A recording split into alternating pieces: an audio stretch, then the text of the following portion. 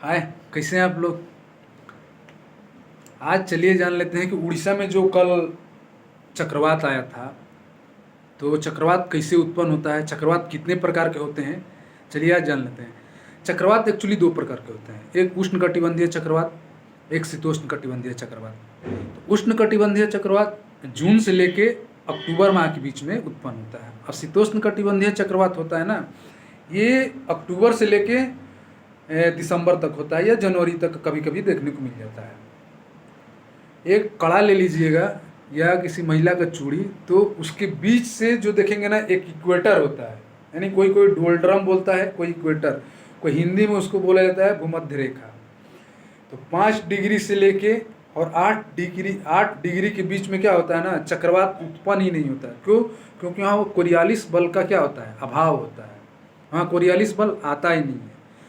और जो उष्णकटिबंधीय चक्रवात होता है, उत्पन्न होता है, वो 5 डिग्री से लेके 30 डिग्री के बीच में उत्पन्न होता है, और कर्क रेखा और मकर रेखा के बीच में ये उत्पन्न होता है।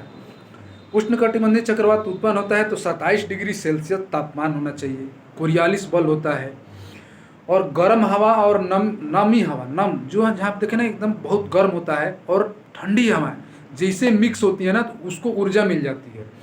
और फिर कोरियालिस बल ऐसे ऐसे घूमता रहता है, गोल गोल घूमता रहता है। किसी जैसे किसी किसी का चक्कर लगाना हो, जैसे क्या होता है ना कि कोई मान लीजिए कि ये कोई चीज़ है और इसके चारों ओर चक्कर लगाना, इसी को क्या बोलते हैं, कोरियालिस बल। इसीलिए कोरियालिस बल देखिएगा जब भी उत्पन्न होता है, ऐसे ऐसे ऐसे गोल गोल घूमता है, एकदम उत्पन्न हो जाता है कोरियालिस बल, तब आता है।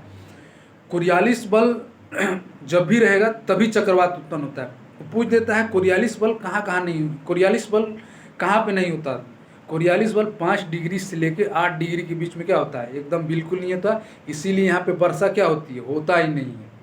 और 5 डिग्री से लेके 30 डिग्री तक ये रहता है, तो यहाँ पे क्या उत्पन्न होता है, चक्रवात उत्पन्न होता है। तो ये होता है उष्णकटिबंधीय चक्रवात, जो जून से लेके अक्टूबर माह के बीच में उत्पन्न होता है। इस बार नामकरण सऊदी अरब ने दिया है। सऊदी अरब इसका नाम क्या दिया है, दाना। अच्छा, नामकरण की शुरुआत कब से हुई थी? नामकरण की शुरुआत 2004 से हुई थी। हिंद महासागर की जब मीटिंग हुई, हिंद महासागर जो हम लोग आते हैं हिंद महासागर में, तो हिंद महासागर 2004 से इसका नामकरण क्या हो गया, शुरुआत हो गया देना।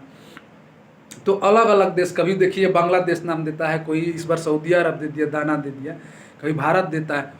तो भारत में चक्रवात बोलते हैं, अन्य देशों में इसे, ऑस्ट्रेलिया में यही चक्रवात अगर ऑस्ट्रेलिया में आया होता तो इसको बिली बिली बोलते हैं, अमेरिका में आया होता तो इसको प्रभंजन बोलते हैं, तड़ी झंझावात बोलते हैं ना, प्रभंजन बोलते। अगर यूएसए में आया होता तो करीबियाई देशों में जब इसे आया होता ना, तो इसको प्रभंजन बोलते हैं, यूएसए वगैरह में।